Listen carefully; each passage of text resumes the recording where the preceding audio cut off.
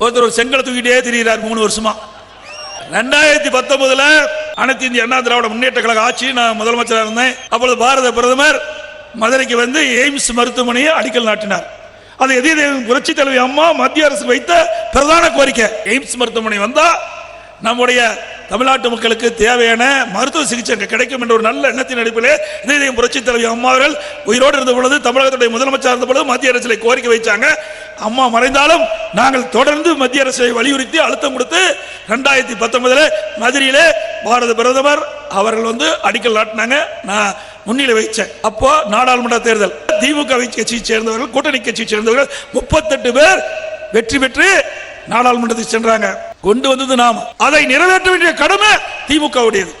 ஆனா 38 பேர்கள் வெற்றி பெற்றாலும் நாடாளுமன்றத்தில் இந்த எய்ம்ஸ் மருத்துவமனை கட்டுவதற்கு எந்த அழுத்தம் கொடுக்கல. தவறு செஞ்சது திமுக.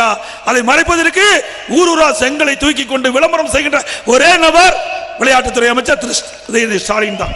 நாம இதை கேள்வி கேட்டா, நான் செங்கலை தூக்குனா உனக்கு என்னப்பா வலிக்குதுங்கிறார். எனக்கு ஒன்னும் வலிக்கலீங்க, உங்களை நம்பி வாக்களித்தார்களே மக்கள், அவர்களுக்கு வலிக்குது. வாக்களித்து வெற்றி பெற செய்து நாடாளுமன்றத்துக்கு அனுப்பி வைத்தார்களோ அங்க போய் கேள்வி கேட்கணும், அங்க போய் செங்கலை காட்டணும். அப்பதான் மத்திய அரசு உங்களுடைய திட்டத்தை நிறைவேற்றி கொடுக்கும். அங்க எல்லாம் கேட்கறதுக்கு தில்லு திராணி தெம்பு திமுகவுக்கு இல்ல.